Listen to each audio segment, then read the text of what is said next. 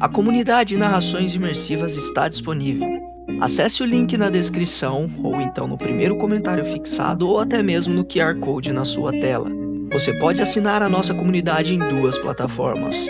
Estamos tanto na Aurelo quanto no Spotify, via Patreon. Ao se tornar membro da nossa comunidade, além dos livros já disponíveis no nosso canal, você encontra uma série de livros exclusivos para a nossa comunidade. Todos os livros são em formatos de MP3, sem interrupções ou propagandas, para uma maior e melhor narração imersiva. E para aqueles que já são membros, já estão aproveitando do nosso mais novo projeto, que se trata de Harry Potter totalmente ambientado, sonorizado e com a trilha oficial dos filmes. A versão definitiva para quem busca uma verdadeira imersão na saga. Então não fique de fora. Assine a nossa comunidade e descubra mais uma forma de ouvir narrações imersivas. O canal Narrações Imersivas apresenta Harry Potter e a Ordem da Fênix, narrado por Ícaro Silva. Capítulo 6. A muito antiga e nobre Casa dos Black. A senhora Weasley acompanhou-os ao andar de cima de cara amarrada. Todos direto para a cama, nada de conversas, disse quando alcançaram o primeiro patamar. Vamos ter um dia cheio amanhã. Imagino que Gina esteja dormindo, acrescentou para Hermione. Portanto, trate de não acordá-la. Dormindo, claro, disse Fred num murmúrio, depois que Hermione desejou a todos boa noite e eles já subiam para o segundo andar. Quero ser verme se a Gina não estiver acordada esperando Hermione para contar tudo o que foi dito lá embaixo. Muito bem, Rony, Harry, disse a senhora Weasley no segundo patamar, apontando para o quarto dos garotos. Para a cama, os dois. Noite, noite, disseram Harry e Rony aos gêmeos. Durmam bem, despediu-se Fred com uma piscadela. A senhora Weasley esperou Harry passar e fechou a porta com uma batida seca. O quarto parecia, se é que isto era possível, ainda mais úmido, frio, desagradável e sombrio do que parecera à primeira vista. O quadro vazio na parede agora respirava lenta e profundamente, como se seu ocupante invisível estivesse adormecido. Harry vestiu o pijama, tirou os óculos e entrou na cama gelada, enquanto Rony atirava petiscos às corujas no alto do armário para acalmar Edviges e Piche, que estavam fazendo um estardalhaço e sacudiam as asas inquietas. Não podemos soltá-las toda a noite para caçar, explicou Rony, vestindo o pijama marrom. Dumbledore não quer muitas corujas voando pelo largo. Acha que vai parecer suspeito. Ah, sim. Ia me esquecendo. Ele foi até a porta e trancou-a.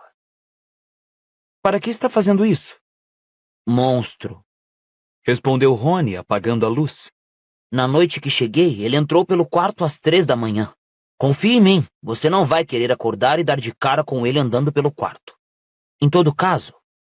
Rony entrou na cama, ajeitou-se sob as cobertas e se virou de frente para encarar Harry no escuro. Harry via o contorno do amigo à claridade do luar que se filtrava pela janela suja.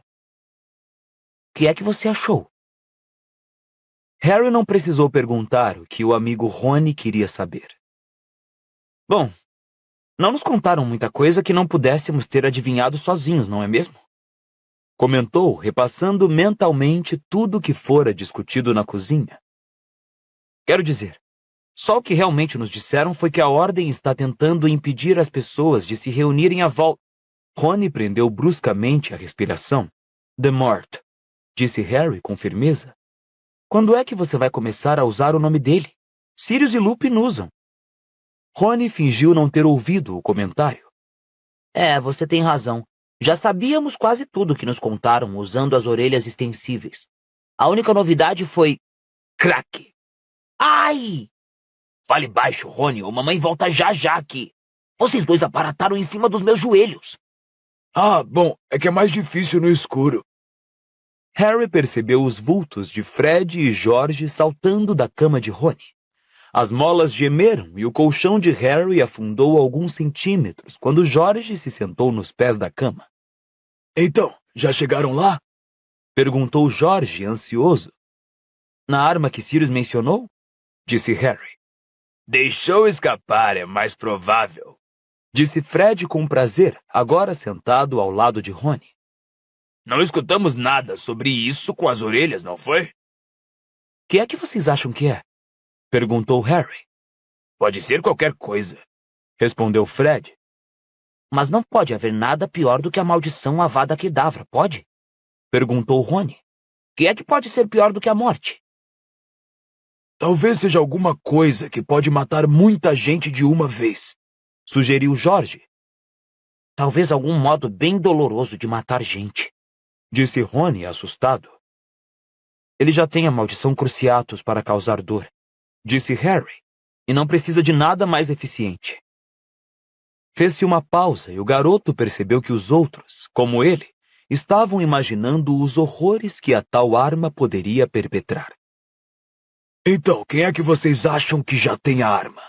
Perguntou George. Espero que seja ao nosso lado. Disse Rony com a voz ligeiramente nervosa. Se for, provavelmente está sob a guarda de Dumbledore. Disse Fred. Onde? Perguntou Rony depressa. Hogwarts? Aposto que sim. Arriscou George. Foi onde ele escondeu a pedra filosofal. Mas a arma vai ser bem maior que a pedra. Disse Rony. Não vejo por quê. Retrucou Fred. Tamanho não é a garantia de potência. Disse George. Olhe só a Gina. Como assim? Perguntou Harry. Ela nunca lançou em você a azaração que usa para rebater bicho-papão? Fez Fred, semi-erguendo-se da cama. Ouçam. Todos se calaram. Havia passos subindo a escada. Mamãe, Disse George, e sem mais demora ouviu-se um forte craque e Harry sentiu um peso sumir dos pés de sua cama. Segundos depois, os garotos ouviram as tábuas do soalho rangerem do lado de fora da porta. Sem disfarces, a senhora Weasley estava escutando a porta para verificar se conversavam. Edviges e Piche piaram tristemente. As tábuas tornaram a ranger e os dois meninos a ouviram subir mais um andar para verificar Fred e George. Ela não confia nadinha na gente, sabe? Lamentou Rony. Harry estava certo de que não conseguiria adormecer. A noite fora tão cheia de informações sobre as quais refletir que ele não duvidava que iria passar horas acordado tentando digeri-las. Queria continuar a conversa com Rony, mas a senhora Weasley fez as escadas rangerem na descida, e depois dela Harry ouviu distintamente outros virem subindo. Na realidade, criaturas de muitas pernas galopavam para cima e para baixo do lado externo da porta, e Hagrid, o professor de trato das criaturas mágicas, ia dizendo: Umas lindezas, não são? Este semestre vamos estudar armas. E Harry viu que as criaturas tinham canhões em lugar de cabeças e estavam manobrando para enfrentá-lo. Ele se abaixou. A próxima coisa de que teve consciência foi que estava enrolado como uma bola, aquecido sob as cobertas, e a voz forte de George enchia o quarto. mamãe falou para vocês se levantarem, que o café da manhã está na cozinha e que depois ela precisa de todos nós na sala de visitas. Tem um número muito maior de fadas mordentes do que ela imaginou e que encontrou um ninho de pufosos mortos embaixo do sofá. Meia hora depois, Harry e Rony, que se vestiram e tomaram café apressados, chegaram à sala de visitas no primeiro andar, um aposento comprido de teto alto, com paredes verde-oliva cobertas por tapeçarias sujas. O tapete soltava nuvenzinhas de poeira cada vez que alguém pisava nele, e as longas cortinas de veludo verde musgo zumbiam como se nelas houvesse enxames de abelhas invisíveis.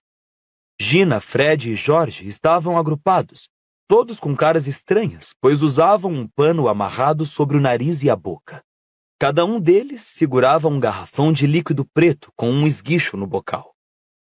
Protejam o rosto e apanhem um borrifador, Disse a senhora Weasley a Harry e Rony no instante em que os viu, apontando para mais 2 garrafões cheios de um líquido preto em cima de uma mesa de pernas finas. É fadicida. Nunca vi uma infestação tão séria.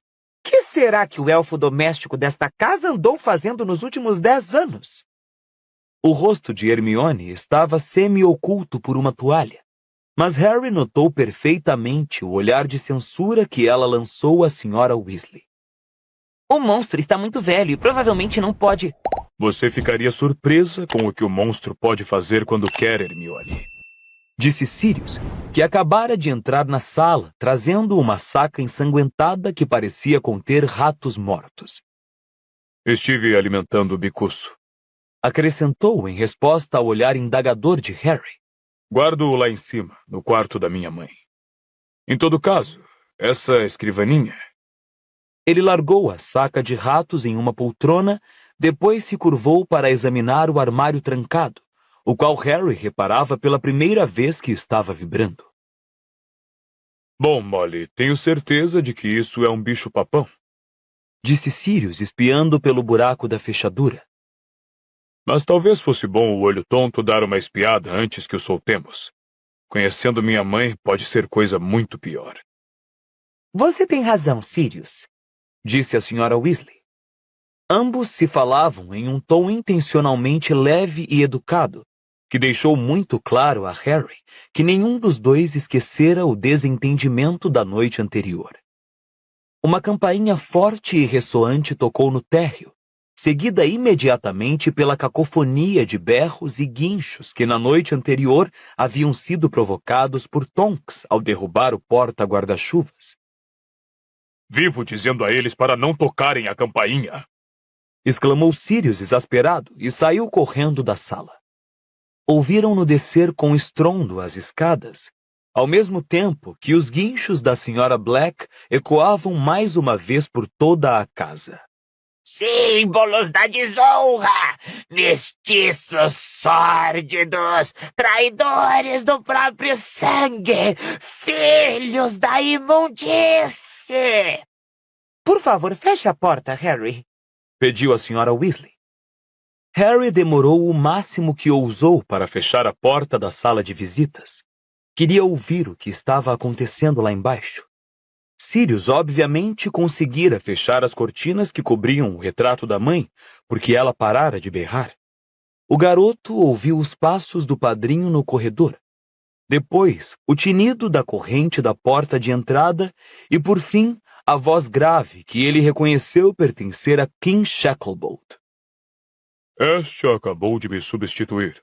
A capa de Moody ficou com ela, mas eu gostaria de deixar um relatório para Dumbledore. Sentindo o olhar da senhora Weasley em sua nuca, Harry, penalizado, fechou cuidadosamente a porta da sala e tornou a se juntar ao grupo de limpeza.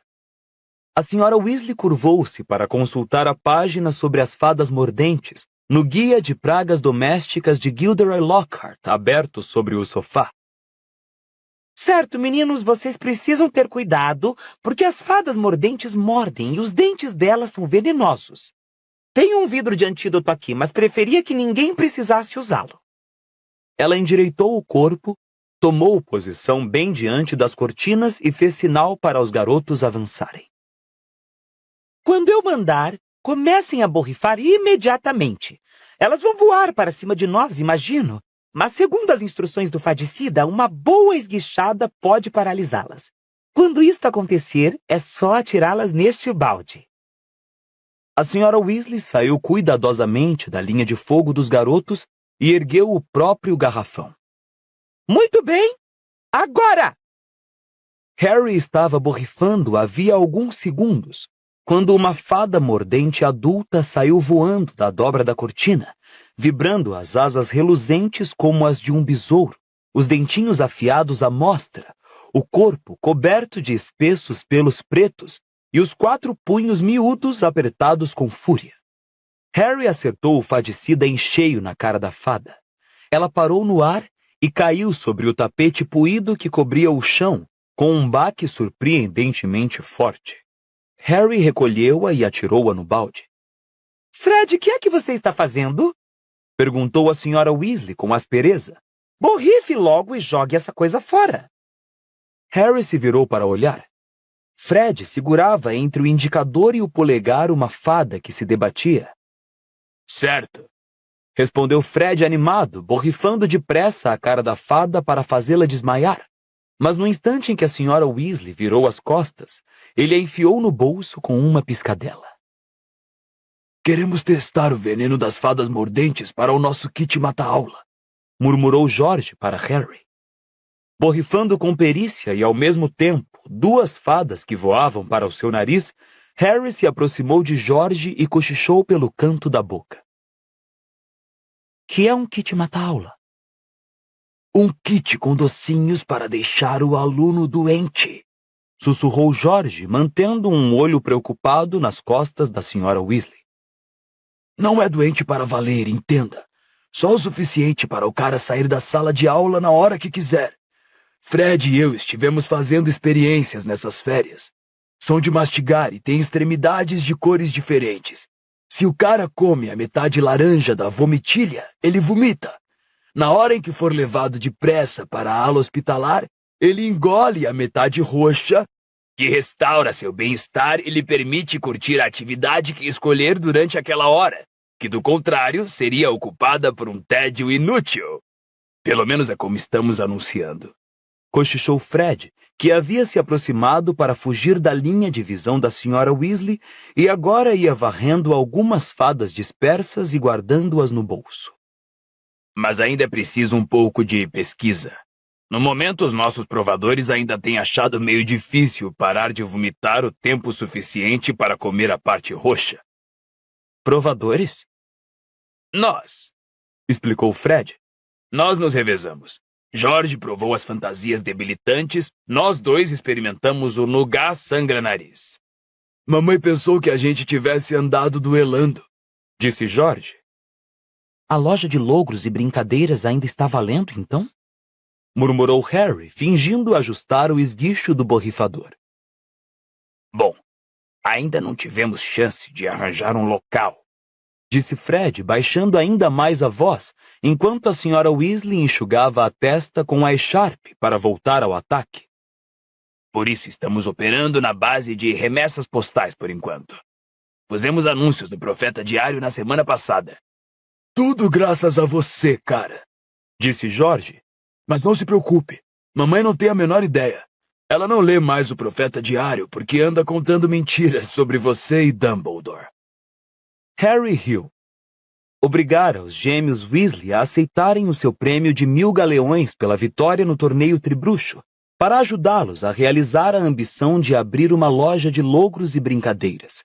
Mas continuava satisfeito que a senhora Weasley não soubesse de sua contribuição para incentivar os planos dos gêmeos.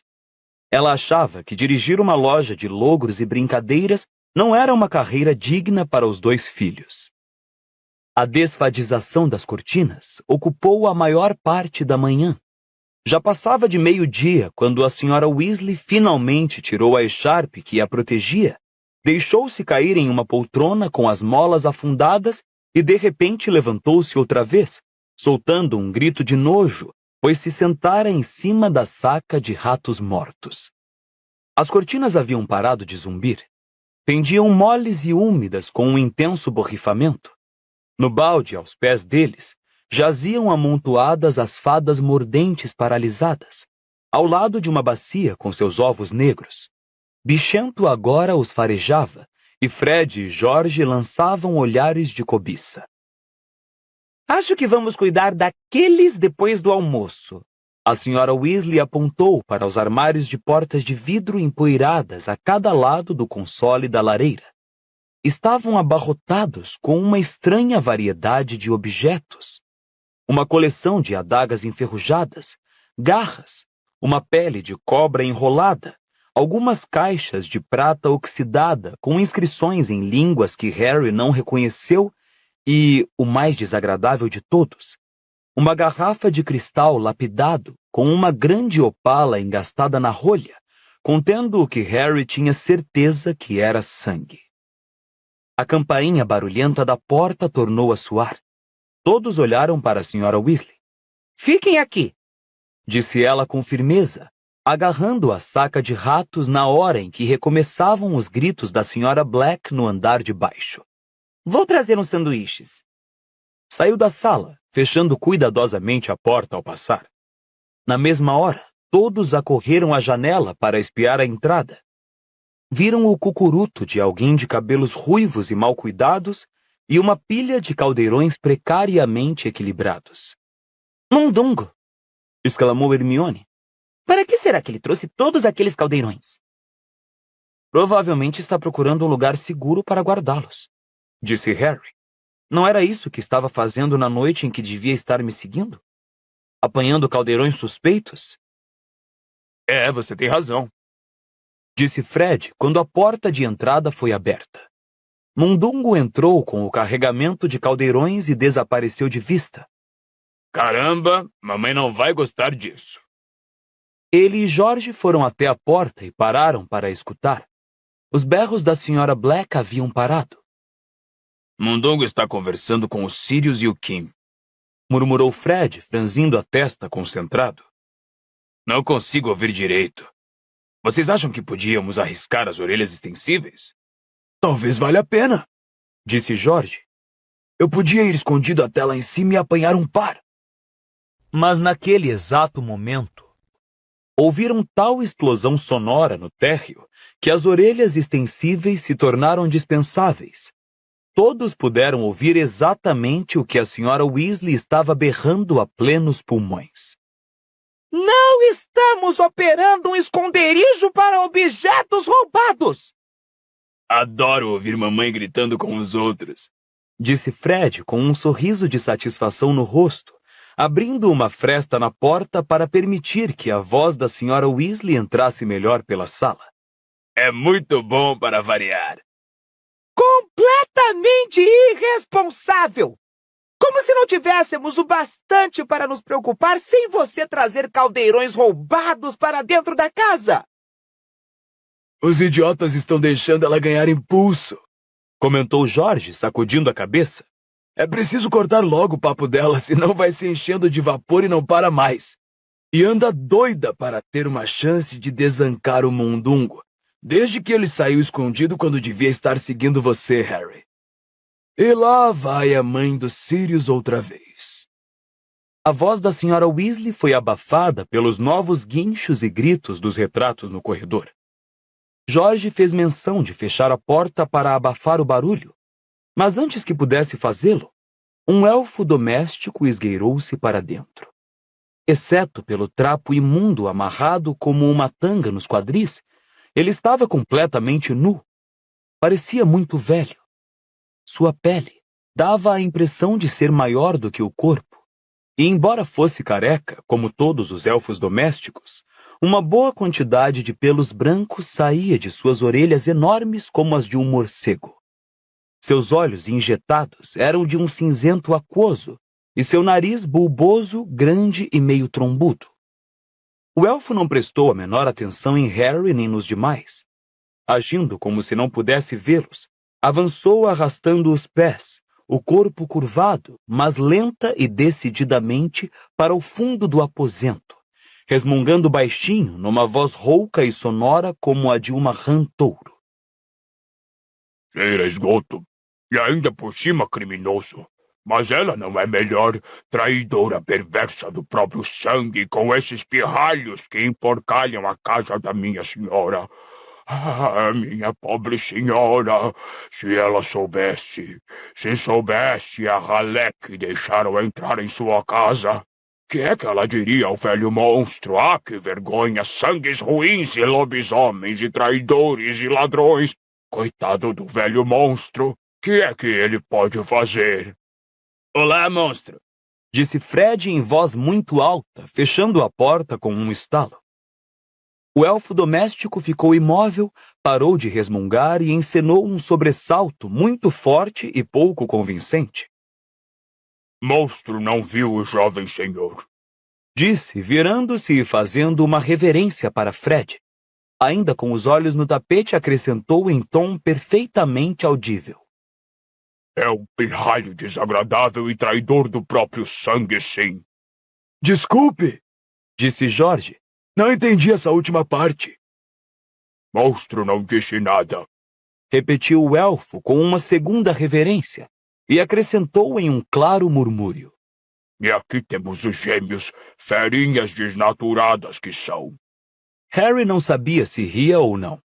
O elfo se endireitou, olhando-os malignamente, e pelo jeito, convencido de que os garotos não podiam ouvi-lo continuar a resmungar. E olhem a sangue ruim parada ali, insolente. Ai, se minha senhora soubesse, ai, como iria chorar. E tem um garoto novo. Monstro não sabe o nome dele. O que é que ele está fazendo aqui? Monstro não sabe. Este é o Harry, monstro. Disse Hermione, hesitante. Harry Potter. Os olhos claros de Monstro se arregalaram e ele resmungou mais depressa e mais furioso que nunca. A sangue ruim está falando com o monstro como se fosse minha amiga. Se a senhora de monstro o visse em tal companhia, o que iria dizer? Não chame Hermione de sangue ruim. Não chame Hermione de sangue ruim. Disseram ao mesmo tempo Rony e Gina, muito zangados. Não tem importância, Sussurrou a garota. Ele não bate bem da cabeça, não sabe o que está... Não se engane, Hermione. Ele sabe exatamente o que está dizendo. Falou Fred, encarando o monstro com grande aversão. Monstro continuava resmungando, com os olhos fixos em Harry. É verdade. Esse é o Harry Potter. Monstro está vendo a cicatriz, deve ser verdade. Foi o garoto que deteve o Lorde das Trevas. Monstro queria saber como foi que ele fez. E não queremos todos, monstro. Falou Fred. Afinal, o que é que você está querendo? Perguntou Jorge. Os enormes olhos de Monstro voltaram-se depressa para Jorge. Monstro está limpando. Respondeu, fugindo à pergunta. Dá mesmo para acreditar. Disse uma voz atrás de Harry. Sirius voltara. Da porta, olhava aborrecido para o elfo. O barulho no corredor diminuíra. Talvez a senhora Weasley e Mundungo tivessem transferido a discussão para a cozinha. Ao ver Sirius, Monstro mergulhou em uma reverência ridiculamente profunda que achatou o seu nariz trombudo no chão. Fique em pé direito, disse Sirius impaciente. Agora, que é que você está aprontando? Monstro está limpando, repetiu o elfo. Monstro vive para servir a nobre casa dos Black, que está ficando cada dia mais suja, está imunda. Meu senhor sempre gostou de brincar, disse Monstro, curvando-se outra vez e continuando a murmurar.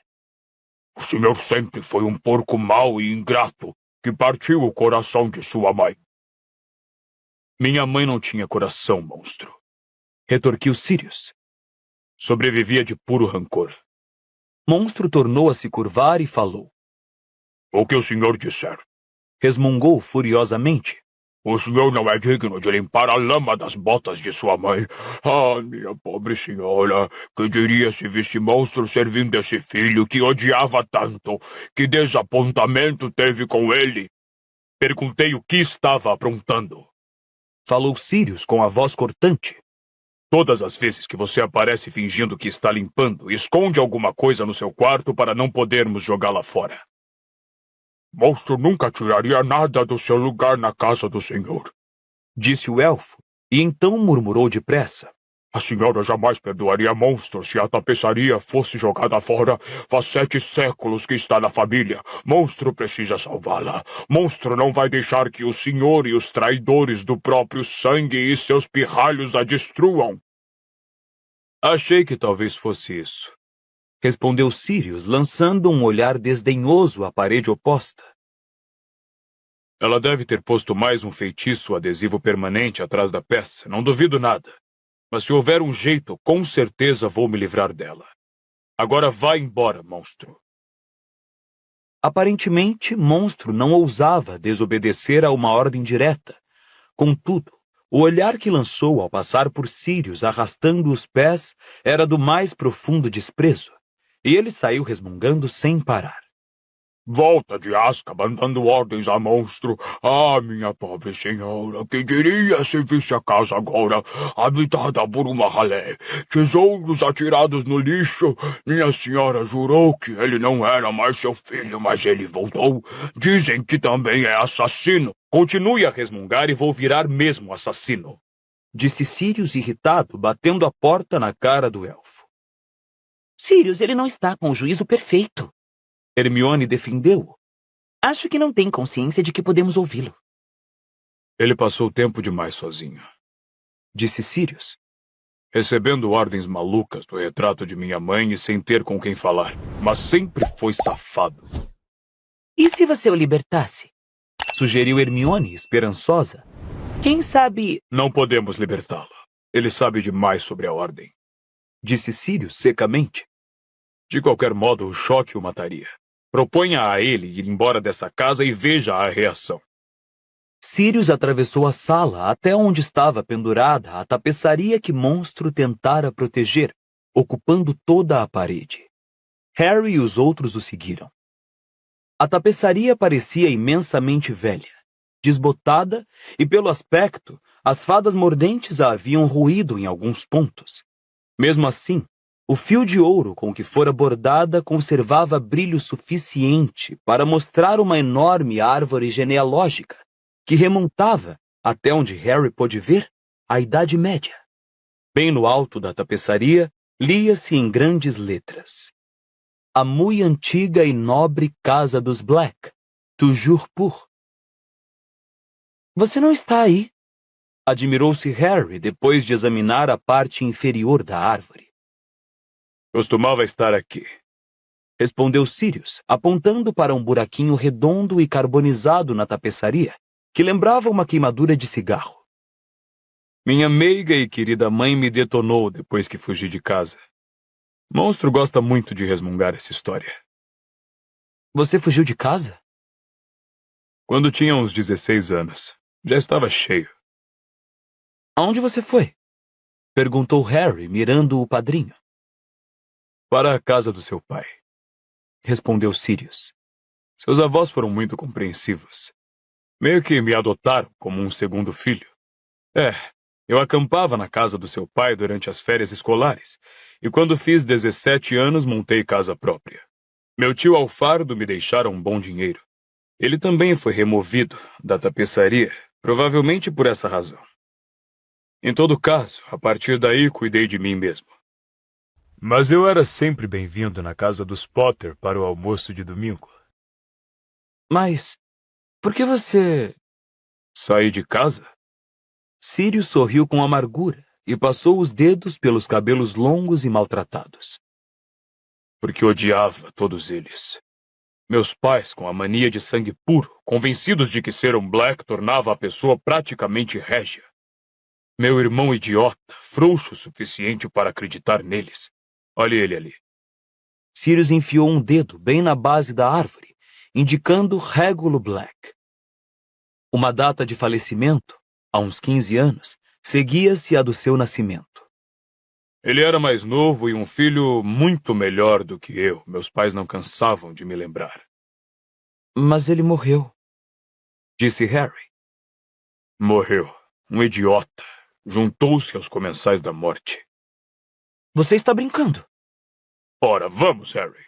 Você já não viu o suficiente nesta casa para saber que tipo de bruxos era a minha família? Disse Sirius irritado. Eles eram os seus pais. Comensais da morte também? Não. Mas pode acreditar. Eles achavam que Voldemort estava certo. Eram totalmente a favor de purificar a raça bruxa, de nos livrar dos nascidos trouxas e entregar o comando aos puros sangues. E não estavam sozinhos. Havia muita gente antes de Voldemort mostrar sua verdadeira cara que acreditava nele. Se acovardaram quando viram a que extremos ele estava disposto a ir para assumir o poder. Mas aposto que meus pais achavam que Regulus era o perfeito heróizinho quando se alistou logo no começo. Ele foi morto por um auror? Perguntou Harry, tentando adivinhar. Oh, não. Ele foi morto por Voldemort. Ou por ordens de Voldemort, que é mais provável. Duvido que Regulo tenha se tornado bastante importante para ser morto por Voldemort em pessoa. Pelo que descobri depois de sua morte, ele acompanhou o movimento até certo ponto. Então entrou em pânico com o que lhe pediam para fazer e tentou recuar. Bem, ninguém simplesmente entrega um pedido de demissão a Voldemort. É um serviço para a vida toda. Almoço? Anunciou a voz da Sra. Weasley. Ela vinha empunhando a varinha bem no alto, equilibrando na ponta uma enorme bandeja carregada de sanduíches e bolos. Estava com a cara muito vermelha e ainda parecia zangada. Os outros se aproximaram ansiosos para comer, mas Harry continuou em companhia de Sirius, que se curvou para a tapeçaria. Faz anos que não olho isso. Veja o Phineas Nigellus, meu tetravô, o diretor menos querido que Hogwarts já teve. E Araminta Melíflua, prima de minha mãe. Tentou aprovar à força uma lei ministerial que tornava legal a caça aos trouxas. E a querida tia Eladora deu início à tradição familiar de decapitar os elfos domésticos quando ficavam velhos demais para carregar as bandejas de chá. É claro que sempre que a família gerava alguém razoavelmente decente, ele era repudiado. Estou vendo que Tonks não está aqui. Talvez seja por isso que Monstro não recebe ordens dela. A obrigação dele é atender a tudo que alguém da família pedir. Você e Tonks são parentes? Perguntou Harry, surpreso.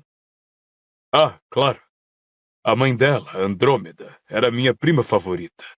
Disse, examinando a tapeçaria com cuidado. Não. Andrômeda também não está aqui, olhe.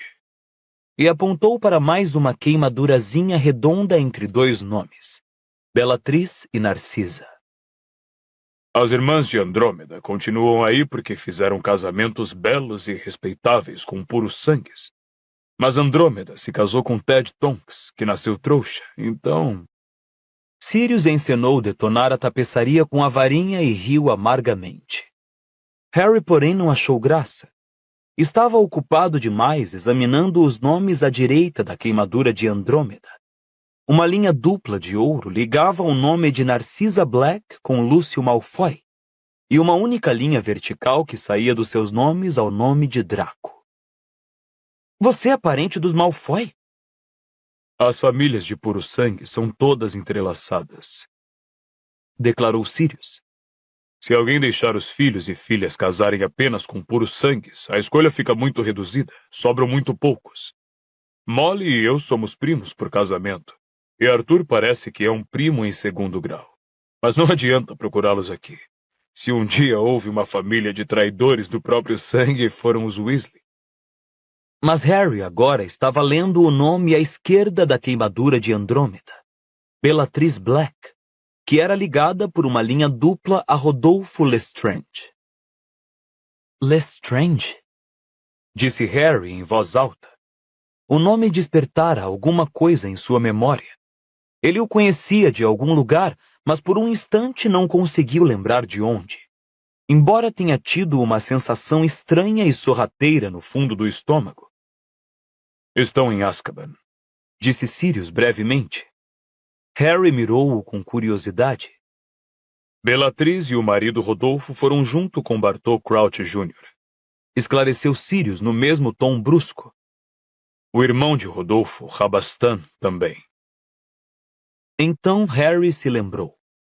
Vira Bellatrix na penseira de Dumbledore, o estranho objeto em que era possível guardar pensamentos e lembranças. Uma mulher alta e morena, de pálpebras caídas, que se levantara no julgamento e declarara sua lealdade inabalável a Lord Voldemort, o orgulho que sentira em procurá-lo depois de sua queda e sua convicção de que um dia seria recompensada por essa lealdade. Você nunca disse que ela era sua... Faz diferença se é minha prima, retrucou Sirius. No que me diz respeito, nenhum deles é minha família. E ela menos de todos. Não a vejo desde que tinha sua idade. A não ser que se conte a visão de relance quando chegou a Azkaban. Você acha que tem orgulho de ter uma parenta como ela? Desculpe, disse Harry depressa. Eu não quis. Fiquei surpreso, foi só... Não faz mal. Não precisa se desculpar. disse o padrinho num murmúrio. Afastou-se então da tapeçaria, as mãos enterradas nos bolsos. Não gosto de ter voltado, Disse olhando pela sala. Nunca pensei que voltaria a ficar preso nesta casa. Harry entendeu perfeitamente. Sabia como iria se sentir quando crescesse e achasse que tinha se livrado da casa dos Dursley para sempre e precisasse voltar a viver na Rua dos Alfeneiros, número 4. Naturalmente, é perfeita para uma sede, Continuou Sirius. Meu pai instalou nela todas as medidas de segurança conhecidas na bruxidade quando morávamos aqui.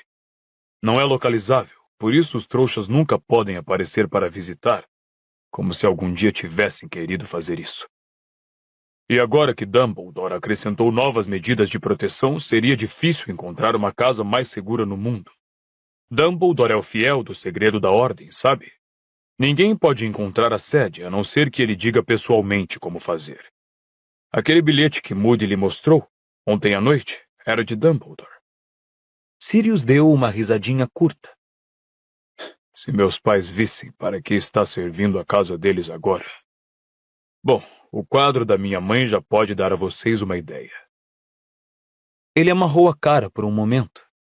Em seguida suspirou. Eu não me importaria se pudesse ao menos sair de vez em quando para fazer alguma coisa útil. Já perguntei a Dumbledore se posso acompanhar você à audiência, como cachorro, é claro, para poder lhe dar algum apoio moral. O que é que você acha? Harry sentiu o estômago despencar e atravessar o tapete empoeirado. Não pensava na audiência desde o jantar da noite anterior. Com a excitação de estar outra vez com as pessoas de quem mais gostava, de receber informações sobre tudo o que estava acontecendo, a audiência fugira completamente de sua lembrança. Ao ouvir as palavras de Sirius, porém, a sensação esmagadora de pavor tornou a invadi-lo. Olhou para Hermione e os Weasley, todos devorando sanduíches, e pensou o que sentiria se voltassem a Hogwarts sem ele. Não se preocupe, disse Sirius. Harry levantou a cabeça e percebeu que Sirius estivera observando-o. Tenho certeza de que vão inocentá-lo. Decididamente, há alguma coisa no Estatuto Internacional de Sigilo em Magia que prevê o uso da magia para salvar a própria vida. Mas e se eles me expulsarem? Perguntou Harry em voz baixa. Posso voltar para cá e morar com você? Sirius sorriu com tristeza. Veremos. Eu me sentiria muito melhor sobre a audiência se soubesse que não precisaria voltar para a casa dos Dursley. Harry pressionou o padrinho. Lá deve ser bem ruim para você preferir este lugar, disse o padrinho sombriamente. Andem logo vocês dois, ou não vai sobrar comida, chamou a senhora Weasley. Sirius deu mais um grande suspiro, lançou um olhar mal-humorado à tapeçaria, então ele e Harry foram se juntar aos outros. O garoto fez o possível para não pensar na audiência enquanto esvaziavam os armários de portas de vidro naquela tarde.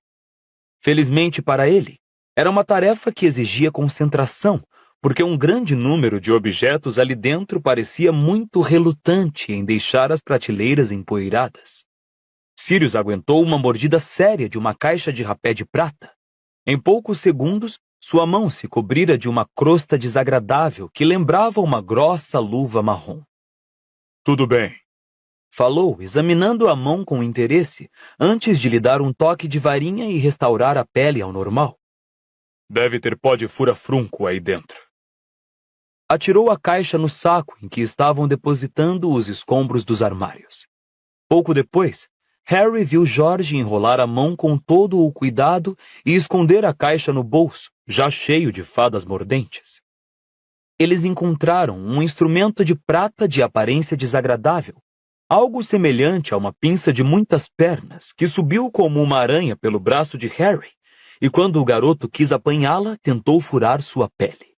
Sirius agarrou-a e esmagou com um livro pesado intitulado A Nobreza Natural, uma genealogia dos bruxos. Havia uma caixa musical que emitiu uma toada tilintante, ligeiramente sinistra quando lhe deram corda, e eles logo descobriram que estavam ficando curiosamente fracos e sonolentos, até que Gina teve o bom senso de bater a tampa da caixa. Um camafeu pesado que ninguém conseguiu abrir. Vários selos antigos e em uma caixa coberta de pó, uma ordem de Merlin, primeira classe, que fora concedida ao avô de Sirius por serviços prestados ao ministério.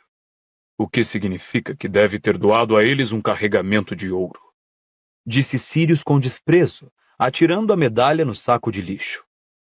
Várias vezes, Monstro entrou timidamente na sala e tentou contrabandear alguma coisa sob a tanga, murmurando maldições terríveis sempre que alguém o surpreendia no ato.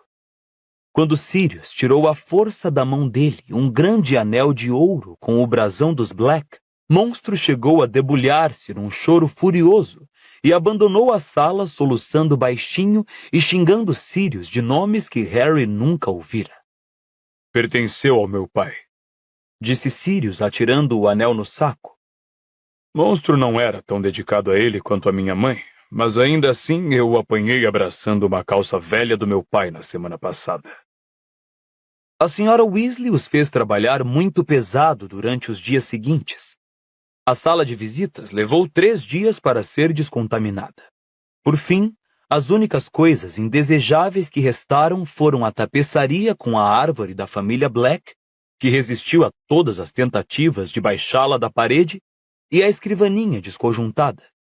Moody ainda não aparecera na sede para se certificarem do que havia lá dentro. Eles passaram da sala de visitas para uma sala de jantar no andar térreo, onde encontraram aranhas do tamanho de pires escondidas no armário. Rony saiu da sala apressado para fazer uma xícara de chá e só voltou 1h30 depois. Sem a menor cerimônia, Sirius atirou a porcelana com o brasão e o lema dos Black no saco e deu o mesmo destino a uma coleção de velhas fotos com molduras de prata oxidadas, cujos ocupantes soltaram guinchos agudos quando os vidros sobre as fotos se partiram. Snape talvez se referisse ao trabalho deles como uma limpeza, mas na opinião de Harry, o fato é que estavam travando uma guerra com a casa que resistia bravamente, ajudada e acobertada por Monstro. O elfo doméstico não parava de aparecer quando estavam todos reunidos, seus resmungos cada vez mais ofensivos quando tentava retirar o que pudesse dos sacos de lixo. Sirius chegou até a ameaçá-lo com roupas, mas Monstro fixou-o com um olhar lacrimoso e disse: O senhor deve fazer o que desejar. Antes de se afastar resmungando muito alto. Mas o senhor não vai mandar Monstro embora, não porque Monstro sabe o que estão tramando. Ah, se sabe, ele está conspirando contra o Lorde das Trevas, assim com esses sangues ruins e traidores e gentalha. Ao que Sirius, não se importando com os protestos de Hermione, agarrou o Monstro pela tanga e atirou-o para fora da sala. A campainha da porta tocava várias vezes por dia, o que era a deixa para a mãe de Sirius começar a berrar e para Harry e os outros tentarem entreouvir o que dizia o visitante. Embora pouco descobrissem nos breves relances e fragmentos de conversa que conseguiam captar antes que a senhora Weasley os chamasse de volta ao trabalho. Snape entrava e saía da casa com mais frequência, embora, para alívio de Harry, os dois nunca se encontrassem cara a cara. O garoto também avistou a professora de transfiguração, McGonagall, com uma aparência muito estranha usando vestido e casaco de trouxa, e pelo jeito muito atarefada para se demorar. Por vezes, no entanto, os visitantes ficavam para ajudar. Tonks se reuniu aos garotos para uma tarde memorável, em que encontraram um velho vampiro homicida escondido em um banheiro do 2º andar, e Lupin, que estava morando na casa com Sirius, mas saía por longos períodos para realizar misteriosos mandados para a Ordem, ajudou-os a consertar um relógio de carrilhão, que desenvolvera o desagradável hábito de atirar parafusos pesados em quem passava. Mundungo se redimiu um pouco aos olhos da senhora Weasley ao salvar Rony de uma coleção antiga de vestes púrpura que tentaram estrangulá-lo quando ele quis removê-las do guarda-roupa. Embora ainda dormisse mal e ainda tivesse sonhos com corredores e portas trancadas que faziam sua cicatriz formigar, Harry estava conseguindo se divertir pela primeira vez naquele verão. Enquanto trabalhava, estava feliz. Quando a atividade diminuía, porém, e ele baixava a guarda ou se deitava exausto na cama, observando sombras difusas correrem pelo teto, o pensamento na iminente audiência no ministério voltava a assediá-lo. O medo agulhava suas entranhas quando se punha a imaginar o que ia acontecer com ele se fosse expulso. A ideia era tão terrível que não ousava verbalizá-la, nem mesmo para Rony e Hermione. E embora Harry os visse cochichando e lançando olhares ansiosos em sua direção, os amigos seguiam o seu exemplo e não a mencionavam. Às vezes, ele não conseguia impedir sua imaginação de produzir um funcionário do ministério sem rosto, que quebrava sua varinha e o mandava retornar à casa dos Dursley. Mas ele não queria ir. Estava decidido. Voltaria ao Largo Grimmauld para morar com Sirius. Harry teve a sensação de que engolira um tijolo quando a senhora Weasley se virou para ele durante o jantar de quarta-feira e disse em voz baixa: "Passei as suas melhores roupas para amanhã, Harry, e quero que lave o cabelo hoje à noite também. Uma primeira impressão boa pode fazer milagres." Rony, Hermione, Fred, George e Gina todos pararam de conversar e olharam para ele. Harry concordou com a cabeça e tentou continuar a comer a costeleta de porco, mas sua boca ficara tão seca que não conseguiu mastigar. "Como é que eu vou até lá?" perguntou a senhora Weasley, tentando não demonstrar preocupação. "Arthur vai levar você para o trabalho", respondeu com gentileza a senhora Weasley, que sorriu, procurando animar Harry de frente a ela na mesa.